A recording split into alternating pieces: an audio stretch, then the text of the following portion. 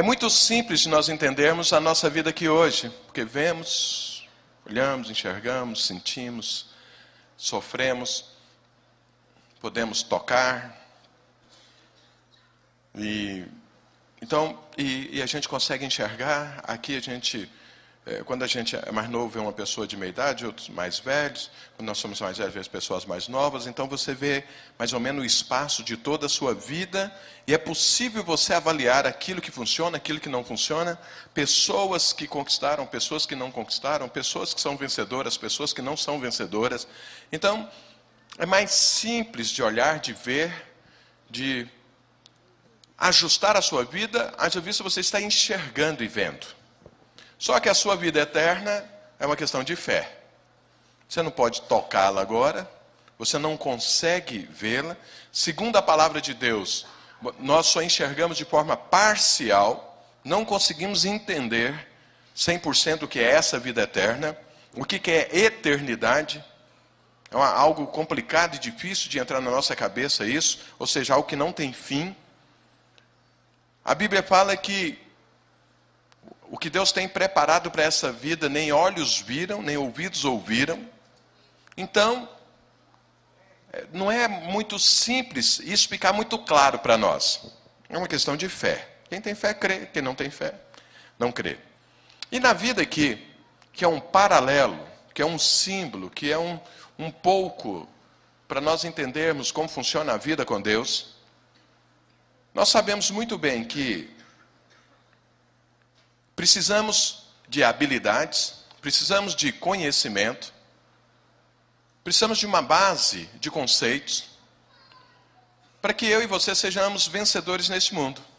Então, uma pessoa que nunca estudou, uma pessoa que nunca aprendeu, que não tem habilidade alguma, que não tem conhecimento algum, ele tem muita dificuldade de viver nesse mundo e conquistar coisas.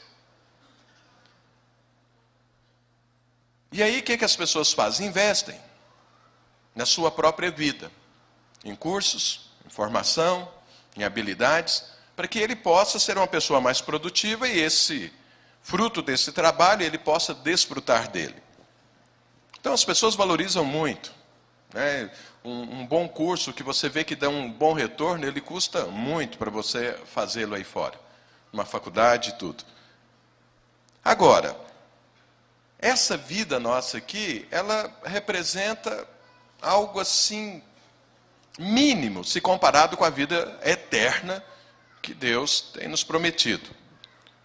Só que na eternidade, como a vida aqui, nós precisamos de habilidades, de conceitos, de princípios, de escala de valores, para que sejamos vencedores, para que possamos viver uma vida eterna digna, uma vida eterna que tem sentido.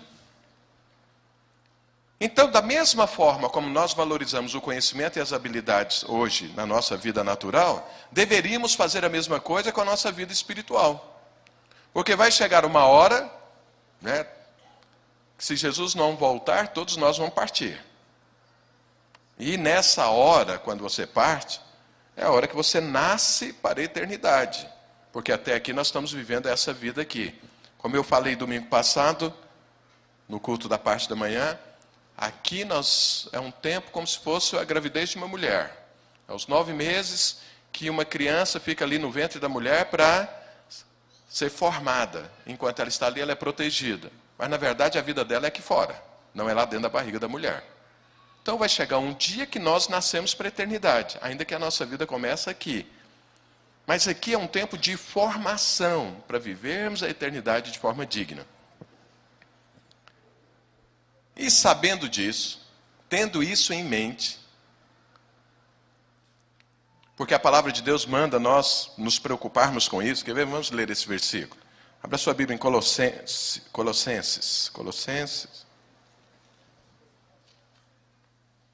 Colossenses capítulo 3.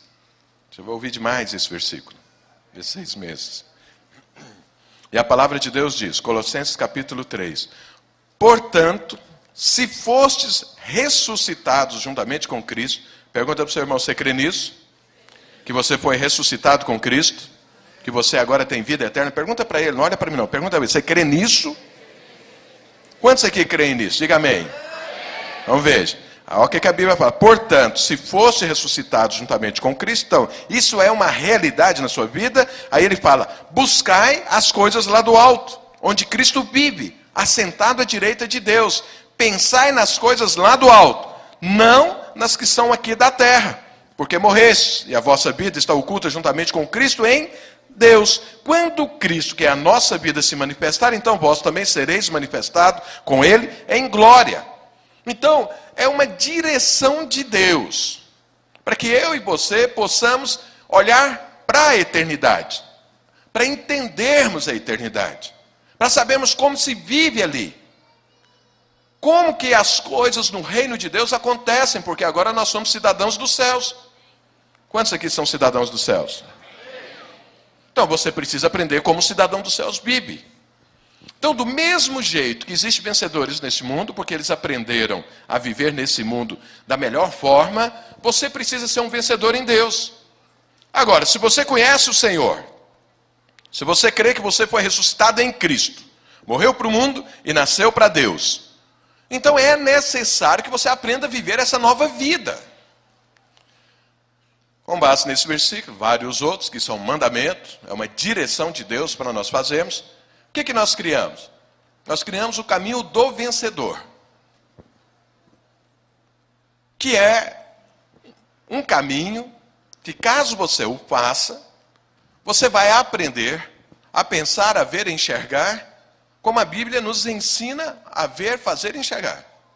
Qual é a vontade de Deus? Como que Deus pensa? Como que Deus sente? Eu nasci para quê e como que é que eu devo viver? Então nós criamos isso. Onde começa esse caminho? Lá no encontro. Lá no encontro nós ensinamos 12 princípios de como você deve viver. Quando você sai do encontro, aí tem a consolidação. São mais 4 princípios de vida. Depois que você termina a consolidação, cada um tem uma dinâmica diferente. Então nós temos lá no encontro, quem já foi no encontro, viu a forma. A consolidação é feita 1 a 1. Aí são 4 princípios de vida, porque junto com esses 4 princípios de vida, nós ensinamos 7 práticas cristãs, fundamentais, base de vida. Quando nós saímos disso, aí começamos 3 cursos. O primeiro deles é Ceifeiros. São 12 princípios de vida ensinados. Terminou os Ceifeiros, nós temos o curso de maturidade, são mais 10 princípios de vida. Terminado o curso de maturidade, tem o curso de treinamento de líderes, nós chamamos de CTL, mais 10 princípios de vida. Então, quando alguém passa pelo encontro, faz a consolidação, Ceifeiros, maturidade, CTL, essa pessoa está preparada para entender minimamente o reino de Deus. Isso é uma base de conhecimento de como é essa nova vida cristã. O simples fato de você fazer esse caminho não significa que a sua vida vai ser completamente mudada e transformada. Não é só isso. E eu falo isso para os irmãos que estão fazendo os cursos ou estão terminando. Isso é tão somente uma base de vida, uma base de conhecimento, de princípios, de valores. Agora você precisa colocá-los em prática. E caso você o faça, então com certeza absoluta você será uma pessoa exitosa. Isso é mais ou menos essa base desses cursos que nós damos, é como alguém graduar-se no mundo secular. Então imagina, um engenheiro terminou o curso. Então ele tem uma base para que ele possa começar a trabalhar numa profissão relativamente valorizada no nosso meio. E que ele, com certeza, sendo um bom engenheiro, ele vai desfrutar de muitas coisas boas nesse mundo, haja vista o que ele aprendeu, o que ele investiu conhecendo daquela profissão.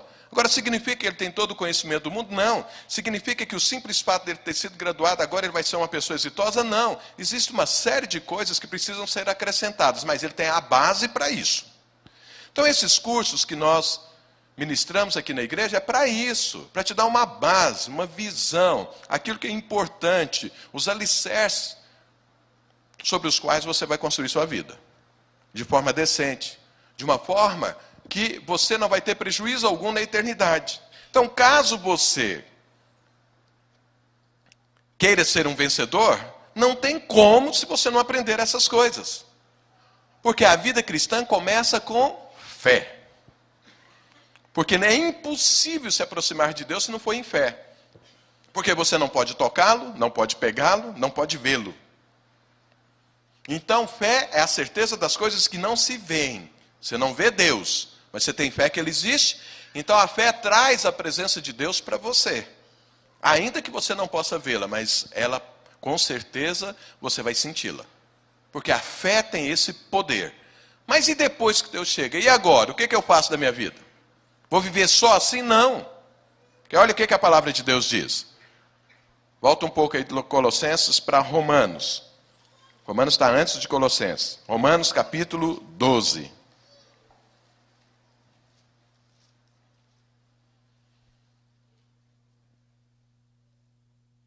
E olha o que o apóstolo Paulo diz. Romanos capítulo 12, a partir do verso 1. Ele fala o seguinte: rogo-vos, pois, irmãos, pelas misericórdias de Deus, que apresenteis o vosso corpo por sacrifício vivo, santo e agradável a Deus, que é o vosso culto racional. Olha o que acontece. A sua vida cristã começa por fé. Mas depois que a fé traz à existência a vida cristã, Paulo está falando que seu culto a Deus agora tem que ser racional também. O que é que ele está querendo dizer com essa racionalidade? É que eu e você precisamos aprender a lógica de Deus. Como Deus pensa. Como Deus enxerga. Como Deus sente. Isso não é tão somente fé. Isso é também conhecimento. Eu vou servir a Deus porque eu entendo por que eu tenho que fazer isso. Eu vou viver a vida cristã porque eu sei como se vive a vida cristã. Não é uma questão só de fé. Fé é a forma como você começa e a forma como você tem que viver toda a vida cristã. Porque o mundo, a eternidade, da qual nós vamos passar toda a nossa vida lá, é algo que não se pode apalpar e nem é visível. Não hoje. Mas ela existe. Então é só com fé que eu tomo posse disso. Mas é com a lógica de Deus, com a racionalidade que você vive a vida cristã. Agora olha o que ele continua falando. E não vos conformeis com esse século, mas transformai-vos pela renovação da vossa mente, para que experimenteis qual seja a boa, agradável e perfeita vontade de Deus.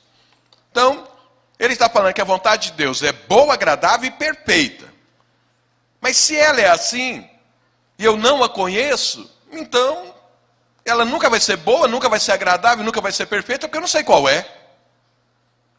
E no reino de Deus se faz a vontade de Deus. E eu e você precisamos aprender isso.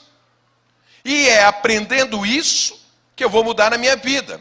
Então, Deus é bom, agradável e perfeito. Deus é santo. No reino dele vive-se assim. Para que eu viva no reino de Deus, é necessário uma transformação de vida. Na minha vida e na sua vida. É necessário o quê? O que o apóstolo fala? Olha, esse mundo, ele foi edificado debaixo de princípios errados. Qualquer pessoa com o mínimo de bom senso e com o mínimo de meditação vê que tem muita coisa errada nesse mundo. Basta você observar a sua própria vida e aquilo que acontece naquilo que está à sua volta. Basta ligar a televisão, ver os telejornais, você vai ver que tem muita coisa errada. Por quê? A base, como o mundo foi edificado, foi sobre conceitos, princípios, escala de valores completamente diferentes das de Deus. Segundo a palavra de Deus, o mundo foi edificado no diabo. A Bíblia fala, o mundo jaz no maligno. Então o diabo, segundo os seus conceitos, edificou esse mundo. Não a terra, ele não fez a natureza, a terra, nada não. Ele edificou esse sistema no qual nós estamos vivendo. E é por isso que não funciona, por isso que escraviza o homem. Então o que Paulo fala? Olha, não concorde com isso. Ou seja, não aceite isso para a sua vida. Você tem uma forma mais elevada de viver do que isso. Então rejeite isso, em primeiro lugar. Conheça a vontade de Deus, que é outra base. E aí transforme a sua vida. Porque você conhece como o mundo funciona, você viveu isso até antes de conhecer Deus, agora você precisa conhecer Deus, e aí, ao conhecer Deus e já conhecendo o mundo, Tome uma decisão na sua vida de viver como Deus. Porque ao conhecer a boa, agradável e perfeita vontade de Deus, você vai abrir mão do resto, porque em Deus é infinitamente melhor. Fala, então, tome posse disso e transforme-se, para que você possa viver com Deus. É isso que ele está falando. Para isso ficar mais claro, irmãos, me ajuda aqui. Os pastores aqui. Suba aqui. Vamos fazer uma dinâmica aqui. Não, vou mudar agora.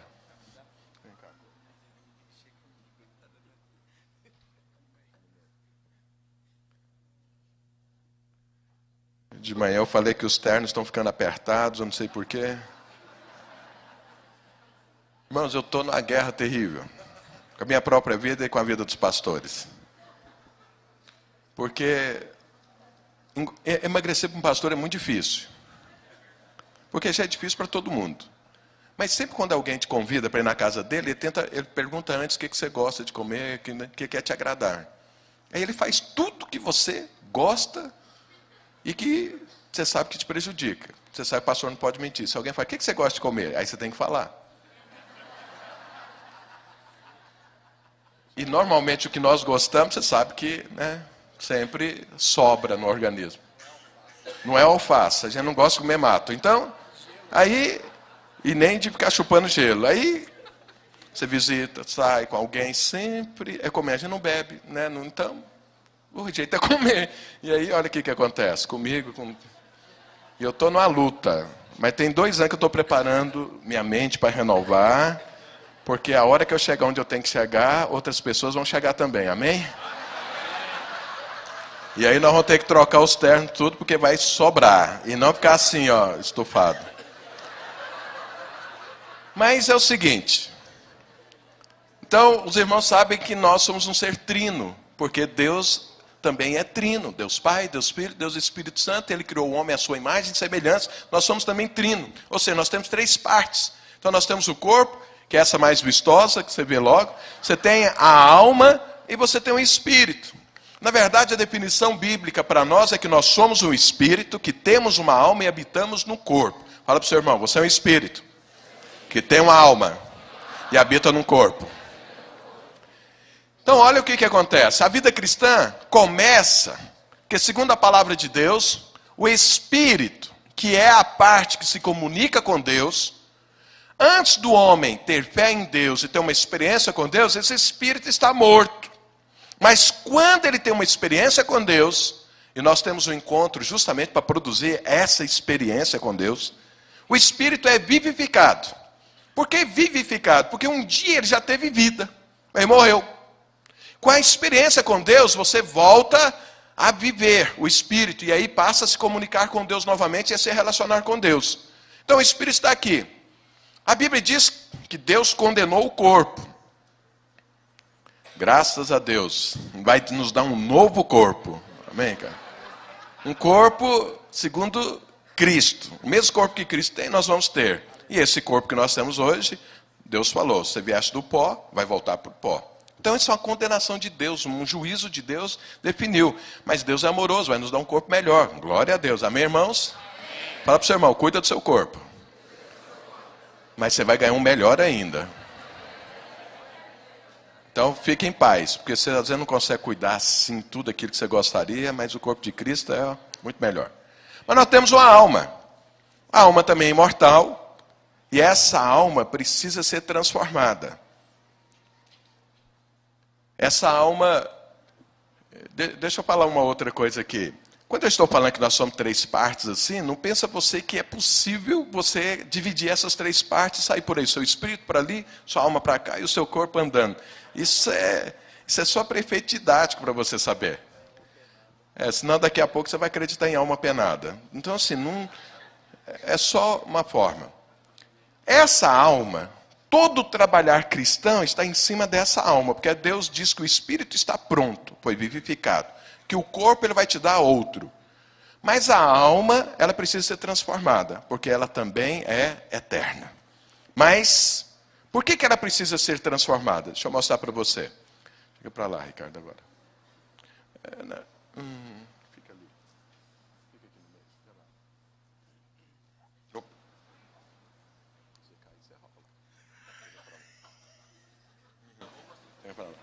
Eu falei para ele que ele está proibido de cair. Se cair, vai rolar. Então veja, a alma, ela também tem 3 partes. Irmãos, eu estou brincando com os pastores, porque nós temos liberdade para isso. Você não pode fazer isso com os irmãos, não. O pastor brincou lá, agora eu vou falar isso para você. Não, aqui tem muitos anos de relacionamento, muita aliança. Então, a gente pode ter essa liberdade. E ele me pediu para pegar no pé dele, para ver se ele, sabe, muda mesmo de vida. Então, a alma também tem 3 partes. O corpo tem 3 partes, a alma e o espírito também. Mas eu quero ficar na alma. Então, a alma, ela tem. Então, agora aqui não é mais espírito, aqui é toda a alma, as 3 partes da alma. A alma tem uma parte que chama-se vontade. A vontade é o seu centro de decisão. É onde Deus colocou o seu livre-arbítrio. É onde você tem toda a liberdade de escolha. Daquilo que você vai fazer, daquilo que você vai ser, daquilo que você quer buscar. Deus te deu isso. O livre-arbítrio, Deus colocou aqui. E deu o nome de vontade. Então a sua alma, uma das partes dela é vontade.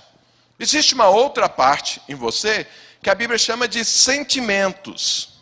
Onde estão as suas emoções? Onde seus prazeres estouram, tudo, faz parte aqui dos sentimentos. Existe uma outra parte que chama de pensamentos. Pensamentos, segundo a Bíblia, é diferente de sentimentos, que é diferente de vontade. O que é que o apóstolo Paulo está falando aqui? Ele está dizendo que a vontade precisa tomar uma decisão. Todas as decisões na sua vida partem da vontade. Mas como que é que a vontade toma decisões? A vontade é municiada pelos sentimentos e pelos pensamentos.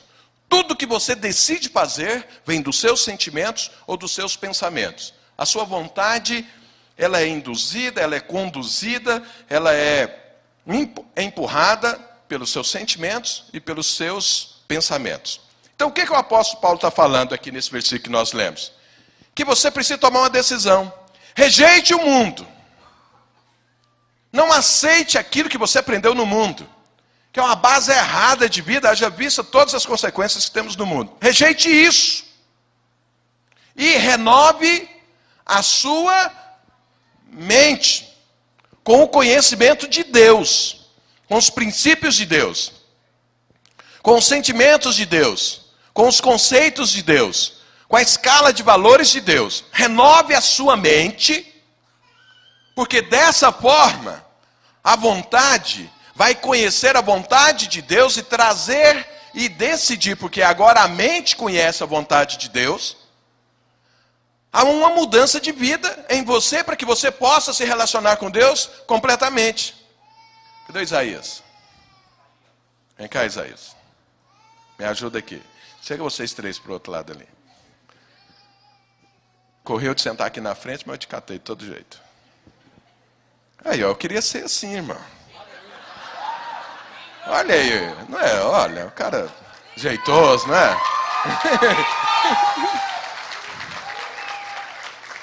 Ó, não é desculpa não, mas nós dois, quando sentamos para comer, ele come mais do que eu, mas tem algum problema na minha vida, porque ele olha como que ele fica. Mas essa unção vai passar para nós, não vai, Isaías? Em nome de Jesus. Viu, Ricardo? Glória a Deus. Receba.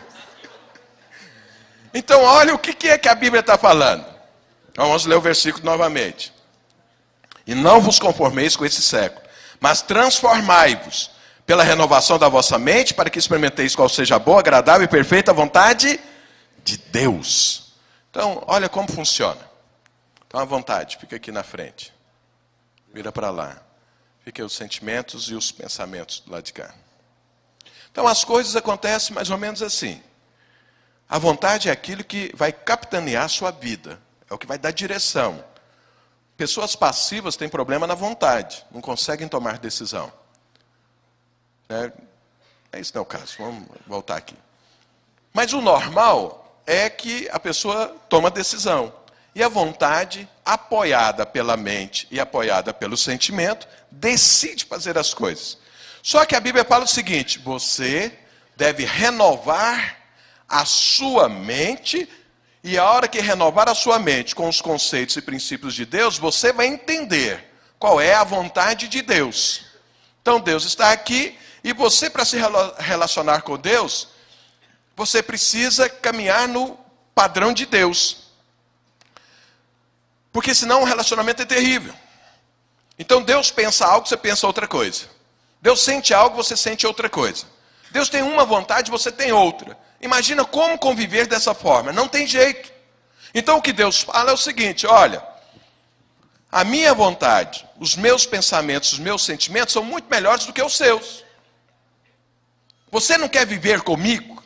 Você não quer andar comigo?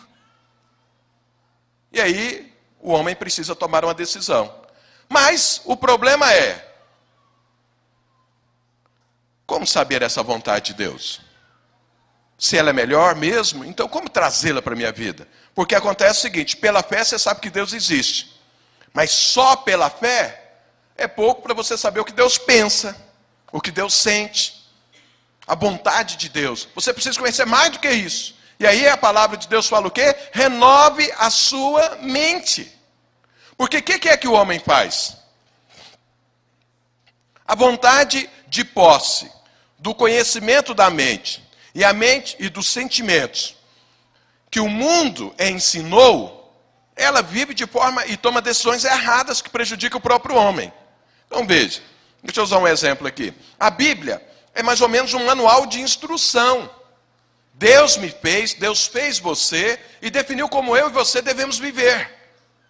E caso você viva de forma diferente daquilo que Deus disse que você deve viver, o prejuízo é todo seu, é todo meu. Eu já contei aqui para os irmãos essa experiência.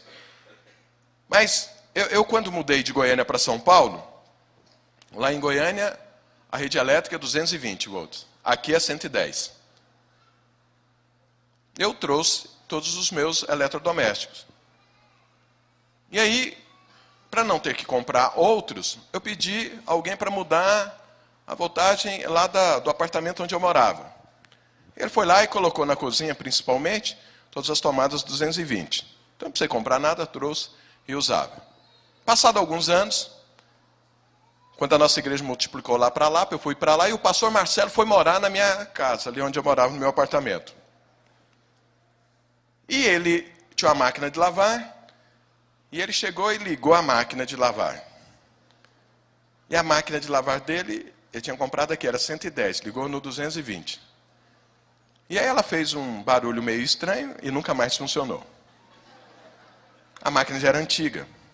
Aí o pastor Marcelo falou, essa máquina já era antiga, uma hora tinha que estragar. Foi lá na loja, comprou uma zerinha, trouxe, colocou lá na área de serviço, e a primeira coisa que ele fez foi ligar na tomada e ligou a máquina. Ela fez um barulho novamente e nada. Aí que ele percebeu, tem alguma coisa errada. Foi olhar na tomada, né, mediu lá, era 220. Aí ligou para mim e falou, Wilson, eu falei, diga, tem uma péssima notícia. Eu falei, qual é? Você está me devendo uma máquina de lavar. Eu falei, o que eu fiz? Você devia ter me avisado que a tomada era 220. E eu liguei uma máquina, queimei a outra. Eu falei, mas por que você não ligou para perguntar? Eu falei, eu imaginei isso, que você fez isso. Eu falei, mas está escrito lá na tomada. Ele foi olhar, estava escrito mesmo, mas já tinha escrito há muito tempo, já tinha assim meio que apagado. Então, olha, existe um manual, né, do fabricante de como usar a máquina. Se você ligar uma máquina de 110 em 220, você torra ela. Sabe, existe um manual de como você deve viver. É a Bíblia. E se você foi criado para andar em 110 e tocar em 220, você vai ficar torrado. Aí você vê gente torrado por aí. Tudo destruído. Casamento destruído. Vida financeira destruída. A saúde destruída. Os relacionamentos de forma geral com pais, mães, filhos, cônjuges, tudo atrapalhado. Não prospera, não cresce, não avança, não conquista. Tudo torrado. Por quê? Porque ligou na tomada errada. Está vivendo de forma errada. Está tomando decisões de forma errada. Então, a sua vontade, municiada pelos seus pensamentos, são os seus conceitos, pelos seus sentimentos, vive tomando decisões erradas. E você se prejudica. E por não saber como conduzir a sua própria vida, você toma uma decisão aqui, toma outra ali, tá? E acaba não funcionando. Mas existe uma forma de funcionar a sua vida 100%. Que você vai ligar na tomada, vai funcionar 100%. É a forma como Deus definiu. Deus nos criou. Ele é o engenheiro das nossas vidas. Então, por isso que Deus fala, olha, você quer viver comigo? Viva assim. Porque se você viver de forma diferente, você não foi criado para isso. Isso vai complicar a sua vida, isso vai destruir a sua vida, vai prejudicar a sua vida. Agora, você crê nisso, e aí começa a vida cristã. Mas acontece que você precisa crescer em conhecimento, em habilidades, em princípios, na sua escala de valores, para adequá-las à de Deus. Porque Deus te criou como Ele. A imagem e semelhança. Por quê? Não existe nenhum modelo melhor do que o de Deus. Ele mesmo, amém? Então Deus te ama tanto que quer que você viva a vida dele. Mas existe uma forma de viver assim. Senão você vai se prejudicar bastante. Então o apóstolo Paulo diz, muda tudo que está na sua mente. Inclua novos princípios e rejeite os velhos. Não significa que vai haver uma amnésia na sua cabeça no tocante que você aprendeu, como o mundo te ensinou. Significa que agora você vai conhecer também a vontade de Deus.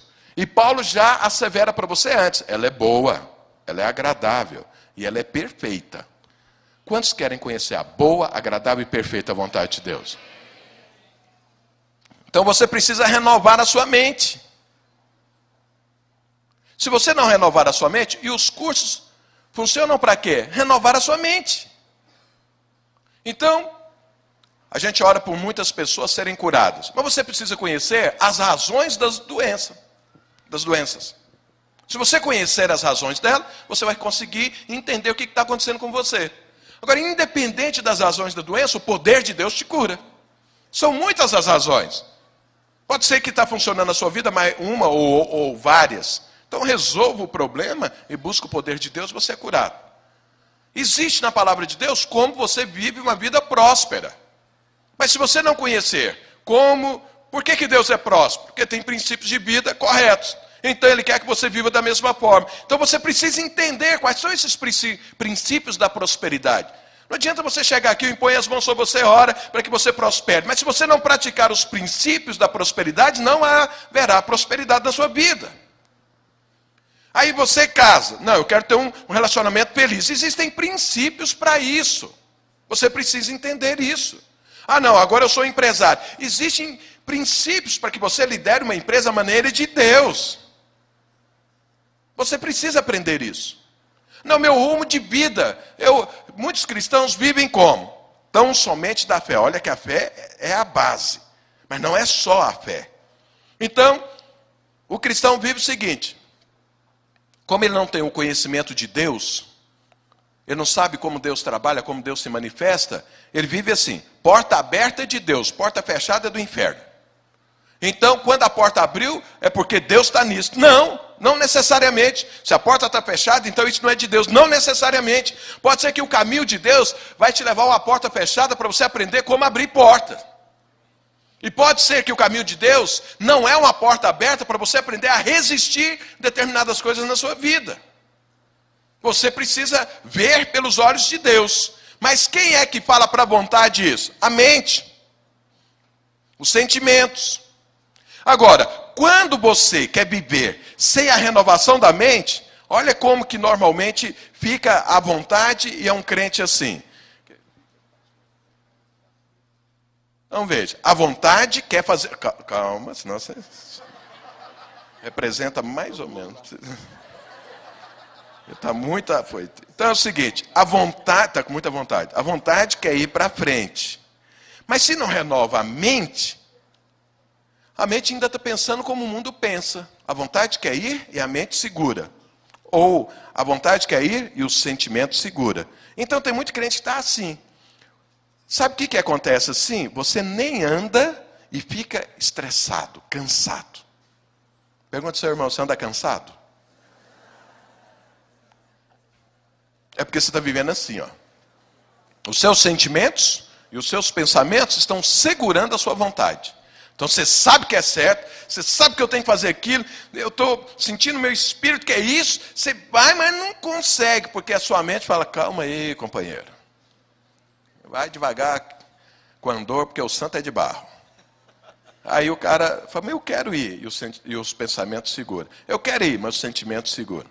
Então, quando você renova a sua mente, na verdade, fica mais fácil a vida cristã. Por quê? Agora, a mente e a vontade, que os dois aqui na frente, vão puxar os sentimentos. O que é isso, sentimento? Sentimento, irmãos, um dia eu vou falar só sobre ele, porque o sentimento é um negócio terrível. Eles não são inteligentes, não tem nada a ver com o irmão aqui. Sentimentos não são racionais. Então, trabalhar com a mente é mais simples, porque tem uma lógica. Mas sentimentos não tem lógica. Você fica com raiva de quem não deveria, ama quem não poderia. A mesma pessoa que você ama, daqui a pouco você está com raiva dela, e você fica pensando por que é isso, você não sabe, não entende por que disso. Então tem uma dinâmica própria.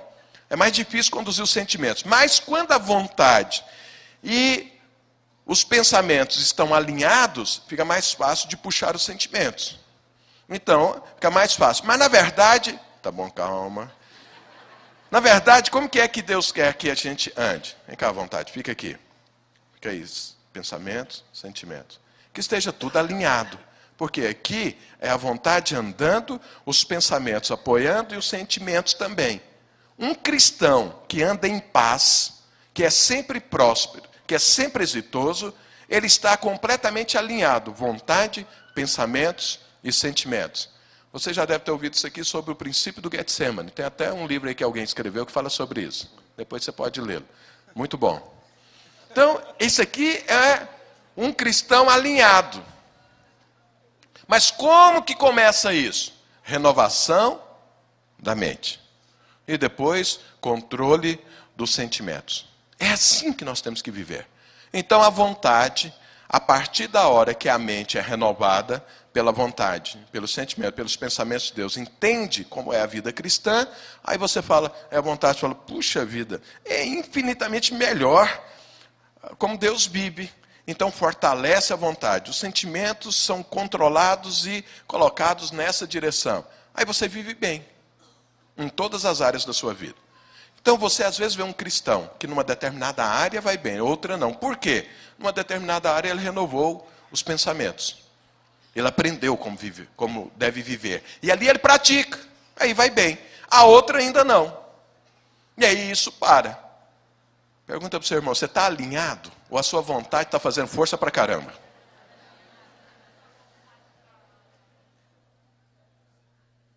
Deixa eu dar um exemplo aqui para os irmãos de um assunto que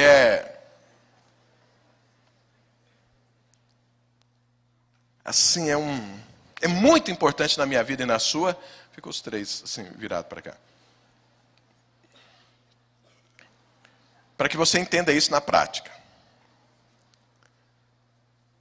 Vamos ver sobre perdão. Então, olha o que acontece. A vontade ouviu da parte de Deus, que Deus disse assim, se alguém te fizer alguma coisa contra você, que te prejudicar, que houver dolo, que tiver prejuízo, que complicar a sua vida, perdoa. Isso é o que Deus ensina. Aí você olha, sem ter a mente renovada, o que é que você pensa? A vontade está querendo se alinhar à vontade de Deus. Mas é o pensamento disso para a vontade. Mas isso é um absurdo. Será que Deus não está vendo quem é a vítima? Aí fala para a vontade.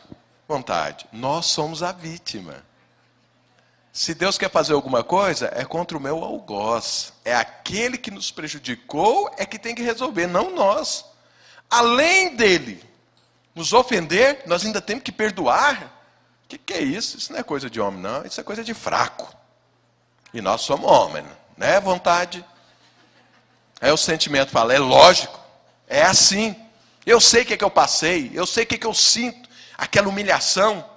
O que é isso, vontade? Não é possível, vontade, que você vai perdoar. É o sentimento falando. E as unhas estão ali para voar no pescoço do que prejudicou.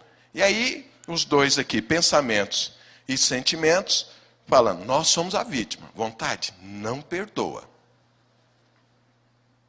É assim que funciona. E Deus fala, perdoa. Agora, se você vier fazer um dos nossos cursos aqui, vai haver uma renovação na sua mente. Você vai entender da parte de Deus por que eu tenho que perdoar. O que é isso? Então, só por cima, porque você vem fazer o curso, você vai entender mais coisas. Deixa eu te explicar algumas coisas sobre perdão, para você entender na prática como isso funciona. Então, por que é que eu tenho que perdoar? Por que Deus diz que eu tenho que perdoar? Deixa eu ler aqui na Bíblia. E nós vamos lendo a Bíblia e vamos entendendo. Aí a Bíblia fala, você não precisa abrir. Em Colossenses, mas pode anotar para ler depois. Colossenses capítulo 2, o verso 13 e 14. Olha o que a Bíblia diz. Colossenses 2, 13 e 14. E a vós outros, que estáveis mortos pelas vossas transgressões e pela incircuncisão da vossa carne, vos deu vida juntamente com ele, perdoando todos os nossos delitos, tendo cancelado o escrito de dívida, que era contra nós, e que constava de ordenanças, o qual nos era prejudicial, removeu inteiramente, encravando-o na cruz. Então aqui, em outras palavras, o que Deus está falando? Olha, chega para lá. Sabe por que você tem que perdoar? Porque você era um pecador. Você fez muita coisa errada. E eu, Deus, que sou santo, te perdoei. Eu não pequei contra você. Nunca pequei na vida. Mas você sim é um pecador. E se eu te perdoei, por que você, que é alguém que foi perdoado, acha que não pode perdoar o outro? Isso é uma das primeiras coisas que Deus renova aonde? Aqui na mente. Então agora já passa a ter um pouco mais de sentido o perdão. Não tem a ver com o que o outro fez, tem a ver com o que eu sou. Eu sou alguém que foi perdoado por Deus. E se eu fui perdoado de coisas infinitamente maiores do que o que essa pessoa fez comigo, por que eu também não perdoo? Eu recebi algo de Deus, mas não aceito fazer a mesma coisa por outro. Eu quero o perdão de Deus, mas não quero perdoar o outro. Isso não tem lógica. Amém, igreja? Fala para o seu irmão, essa é uma das razões que você tem que perdoar. Mas aí o sentimento, a mente já está sendo convencida. E o sentimento fala, não, mas a humilhação foi grande. Eu passei vergonha demais. Doeu demais. Eu não esqueço daquilo de jeito nenhum. E a mente já está aqui, a vontade, querendo fazer a vontade de Deus, a mente sendo convencida e o sentimento firme. Não. Aí precisa de mais alguma coisa. Porque aí a mente fica pensando, puxa vida, eu tenho que perdoar, mas o sentimento, coitado, está tão sofrido, tadinho dele.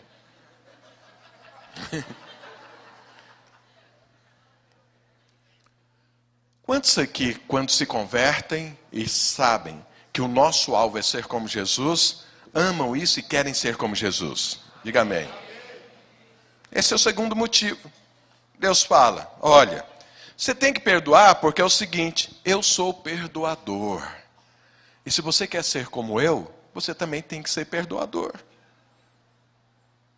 Não é só uma obrigação de você perdoar, porque eu estou te perdoando. Mas esse é o meu estilo de vida, esse é o meu caráter, essa é a minha forma de viver. Eu sou perdoador. Você é meu filho, quer ser como eu? Quer, mente? Amém? Amém, irmãos? Então tem que ser perdoador. Ainda que você não fosse perdoado, mas para querer ser como Deus, você precisa viver o estilo de Deus. E Deus é perdoador. Pergunta para o seu irmão, você quer ainda ser como o Senhor? Então fala para ele, não tem como, tem que ser perdoador.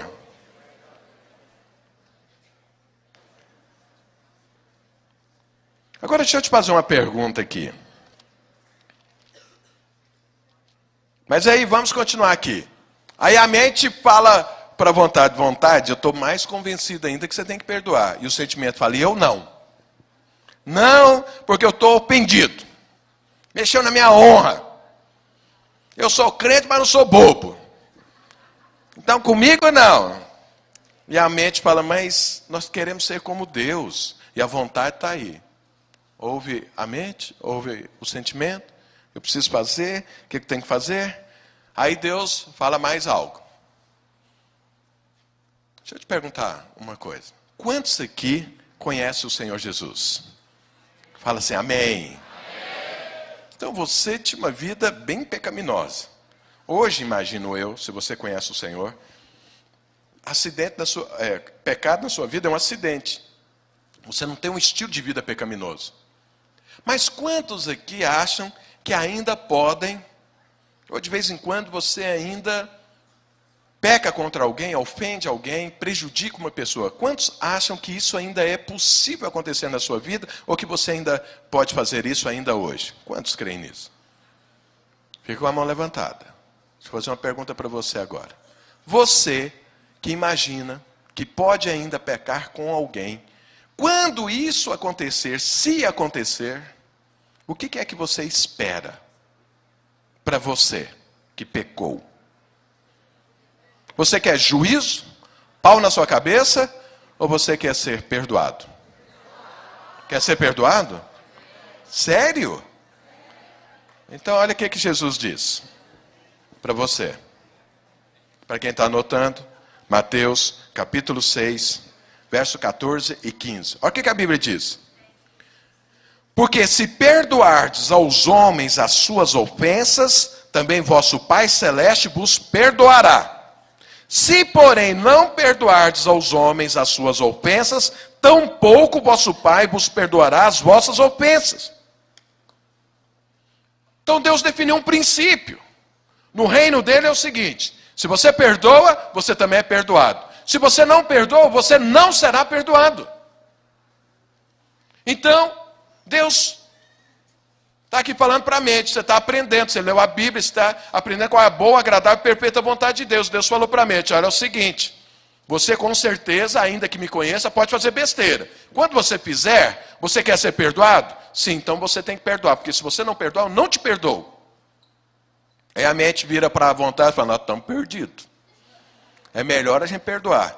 E o sentimento fala, o que é isso? Isso é um absurdo. Isso é loucura, porque o sentimento é assim meio... não tem lógica.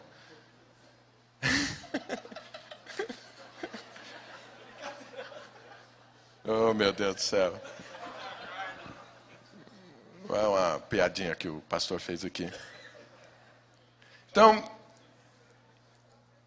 até perdi o rumo. Então, se você quer ser perdoado, Deus deixa claro. Aí, junta mente, sentimento e vontade, e fica lá conversando. A mente agora já está sabendo. Falou, ó, é o seguinte, deixa eu explicar para vocês. Nós fomos perdoados.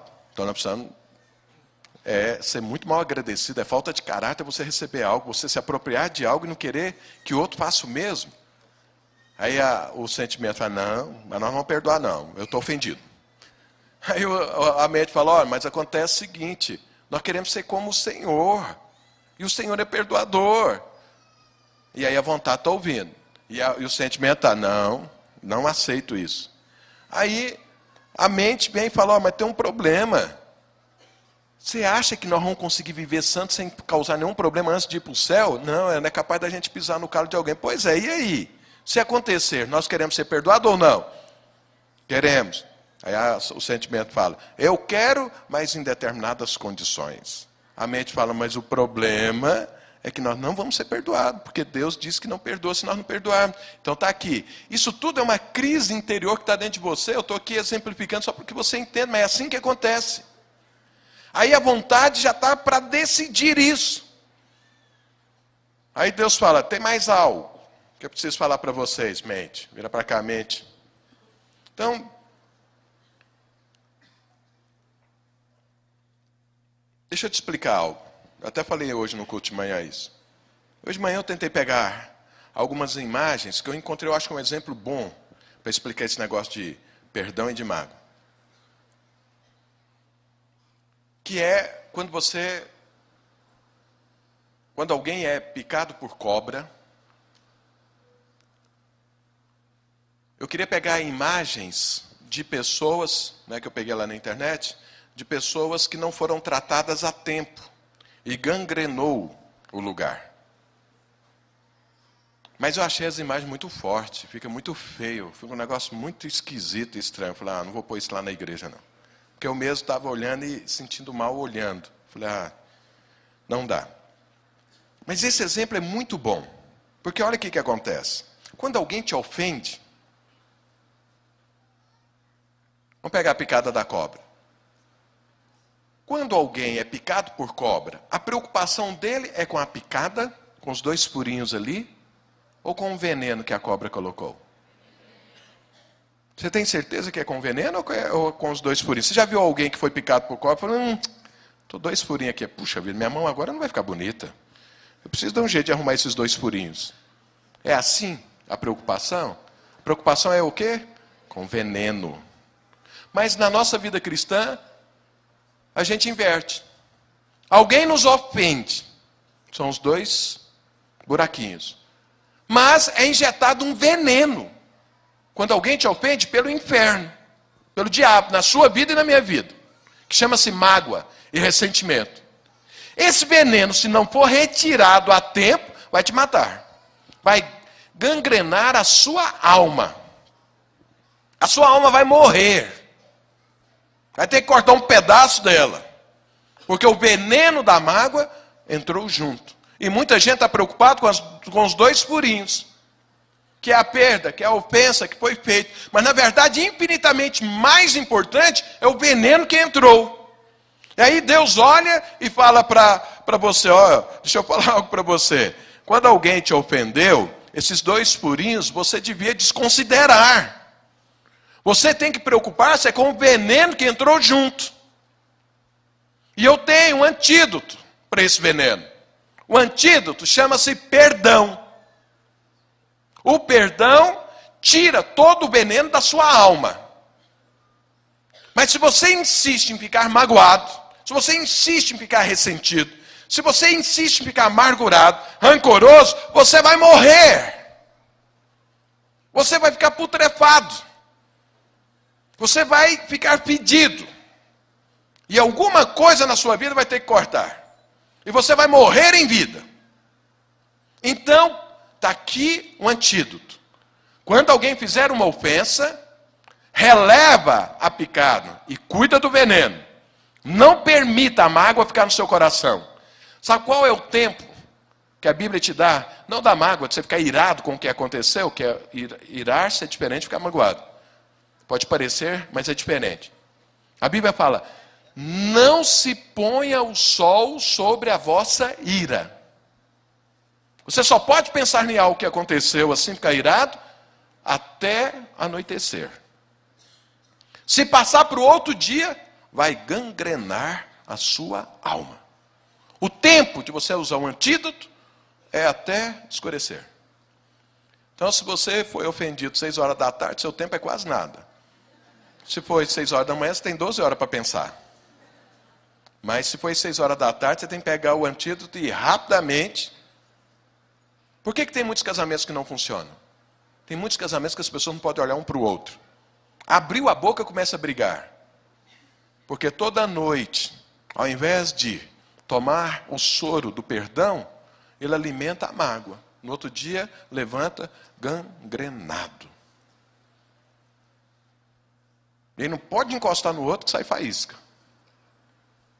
Por quê? Está alimentando rancor. Está alimentando ressentimento, mágoa. Aí Deus fala, acontece o seguinte, você está achando que você foi prejudicado pelo fulano, mas na verdade você que está se matando. Porque o outro fez um mal verdadeiramente para você. Mas agora você está fazendo um pior ainda para você. Você não está valorizando as coisas de forma correta. Você está preocupado com os 2 furinhos na sua vida. Mas na verdade o veneno tomou conta. E se você não cuidar, você vai morrer. Deus fala isso. A hora que Deus fala isso para a mente fala, abraça a vontade. Fala, não, perdoa logo. E aí o sentimento fala assim, não, eu vou pensar. Mas ele não sabe pensar, sentimento só sabe sentir. Então o pensamento do sentimento não funciona, não tem lógica. Mas agora a vontade tem pelo menos o pensamento junto para poder conduzir os sentimentos. E aí tomar a decisão certa. Mas, se a mente não tivesse sido renovada com a mente de Deus, a vontade jamais daria conta de tomar essa decisão.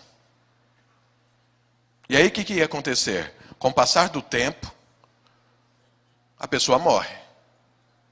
Com o passar do tempo, ela é prejudicada.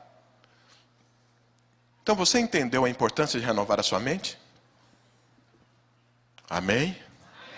Eu peguei só um exemplo do perdão. Mas deixa eu fechar o perdão. Aí o sentimento ainda está falando. Mas o que vai acontecer com ele? Afinal de contas, nós podemos até perdoar. Mas não acontece nada? O sujeito não vai morrer, não? Tá bom, não vai morrer, mas nada vai acontecer? Onde é que está a justiça disso? O sentimento. Aí Deus vira e fala assim, o problema é o seguinte, o que você quer para a sua vida que pecou? Você quer justiça ou você quer graça? Pergunta para o seu irmão, você quer justiça ou graça? Aí Deus fala para você, então por que você quer justiça para o outro e graça para você?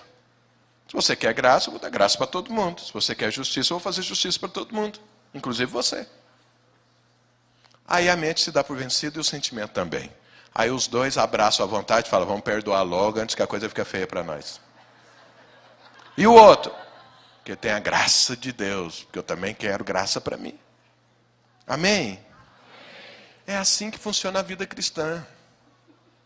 É isso que o apóstolo insiste. Renova a sua mente. Para que a sua mente apoie a vontade. Para que os sentimentos sejam conduzidos pela boa, agradável e perfeita vontade de Deus. Mas você vai conversar no mundo, não tem perdão. Por quê? A mente está embotada com outros conceitos. Irmãos, olha o que nós estamos passando esses dias aqui no Brasil. Tem um julgamento aí no Supremo lá sobre o mensalão. É evidente que houve ilícito de toda a ordem naquele negócio. Mas eu quero te perguntar. Será que são só aquelas pessoas que praticam aquilo que está sendo feito ali?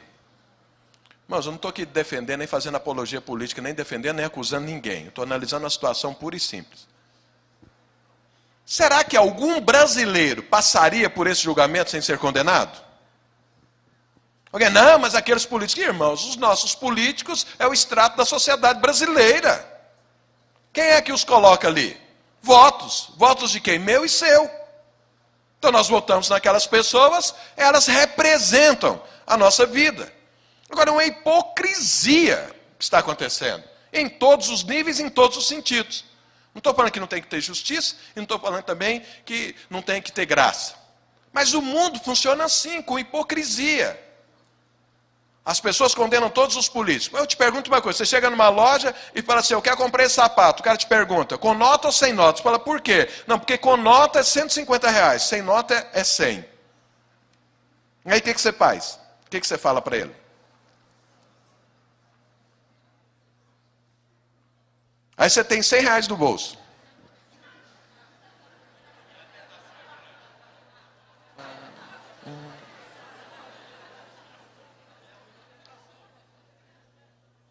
Sabe? Então, por que é que você para pensar? É porque essa é a índole do brasileiro. Gosto de levar vantagem em tudo. O brasileiro é assim. Agora, quando tem lá um julgamento, todos, vamos condenar todo mundo. Bom, se fizer errado, justiça é isso. Mas se eu tivesse um lugar lá, eu seria condenado também? Com certeza. Com certeza. Porque não existe perdão e nem graça. Pastor, você está falando para perdoar os políticos? Estou falando nada disso. Estou falando como o mundo vive. Como o mundo vive. E nós trazemos isso para o nosso dia a dia. O nosso cônjuge faz algo. Você fala, mas você não poderia fazer isso. Mas você acabou de fazer algo parecido com ele, ou com ela. Qualquer pessoa que viveu o mínimo de vida sabe que você não vai conseguir satisfazer e atender todas as necessidades do seu cônjuge. E que com certeza você vai fazer algo errado. Você vai ser infiel, nem que seja numa olhada, nem que seja num pensamento ou num suspiro que você der. E aí? Mas você quer que o outro seja perfeito. Mas você não consegue ser. Então, e aí vive assim. O mundo não conhece perdão. Por que não conhece? Porque perdão, a fonte é Deus. E o mundo jaz no maligno. Então, não é possível conhecer. Somente quem tem fé em Deus, renova a sua mente, pode usar do perdão de Deus. Obrigado, irmãos. Então veja. Se você quer verdadeiramente ser exitoso na vida cristã, você precisa ter fé em Deus. Mas você precisa renovar a sua mente. Com os conceitos, com os princípios, com o estilo de vida de Deus. Com a escala de valores de Deus. E nós estamos dispostos a investir na sua vida com isso, de forma sem nenhum ônus para você. Depende só da sua vontade. Agora eu te pergunto o seguinte, você quer viver como? Como o exemplo que eu dei aqui da vontade, tentando carregar pensamentos e sentimentos, fazendo força e viver a vida completamente cansada. Você não precisa viver assim. Não precisa. Deus não deseja isso. A vida de Deus para você é paz, é tranquilidade, é êxito, é conquista. São frutos abundantes. Isso é o que Deus quer. Mas para que você viva assim, você precisa renovar a sua mente. E os sentimentos? Essa é outra pregação. Um dia eu te falo como que você faz. Mas por hora, controla eles. Não existe ninguém, nem na vida cristã e nem no mundo, que é vencedor e que não controle os seus sentimentos. Se você viver ao sabor dos seus sentimentos, você vai ser uma montanha russa. Um dia você está bem, um dia você está mal. Um dia você quer suicidar, outro dia você quer matar. Outro dia você quer avançar, outro dia você quer dormir. Outro dia você pede a morte, outro dia você quer viver. Quem vive ao sabor dos sentimentos é assim. A Bíblia fala, controle os seus sentimentos. Mas a vontade sozinha é difícil. Mas quando ela está apoiada pelos pensamentos, ela consegue.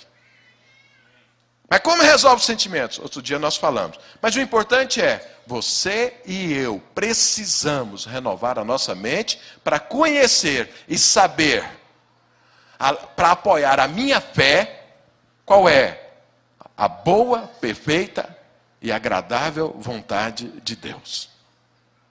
Amém, irmãos? Amém. Pergunta para o seu irmão, você entendeu isso? Então por que você ainda não renovou a sua mente? Porque eu sei que tem muitos aqui que não fizeram os cursos ainda.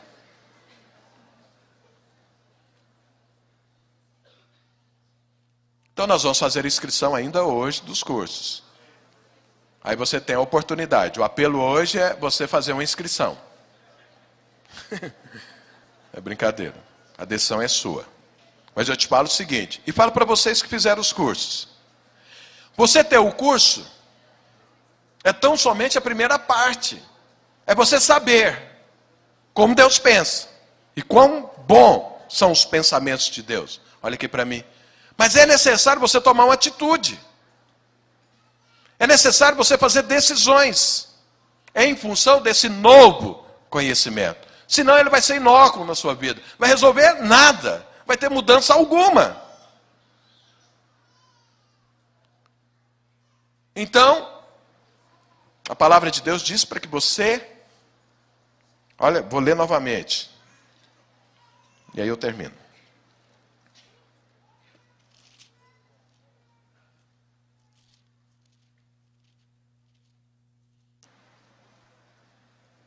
Olha o que o apóstolo Paulo diz. Não vos conformeis com esse século, mas transformai-vos pela renovação da vossa mente, para que experimenteis experimenteis. Então veja, Deus não quer que você só conheça a vontade dele, você precisa experimentá-la. O experimentar é colocar em prática. Se não colocar em prática, não tem transformação. Mas se não renovar a mente, não tem condições de colocar em prática. Então tudo começa na renovação da mente. Então eu te falo o seguinte, se você não fez o encontro ainda, deveria fazê-lo. Se não passou pela consolidação, deveria passar. E depois, não faça os ceifeiros. E depois, maturidade. Depois, CTL. E agora, pratique. E mude de vida. E seja feliz. Seja frutífero e exitoso. E conquiste. Mas agora você tem uma base para saber o que eu posso e o que eu não posso fazer. Senão você vai ser uma eterna criança. Sempre tendo que perguntar para alguém. Olha, lá no meu casamento aconteceu isso, o que eu faço? Olha, lá no meu trabalho aconteceu isso, o que eu respondo? Só que tem coisas que você pode levar para casa e perguntar para alguém, mas tem outras que não. Você precisa responder na hora. Você é pressionado na hora. E aí? Eu não sei o que fazer. Renove a sua mente, que você vai saber o que fazer. Aí é só uma questão de decisão. Amém, igreja?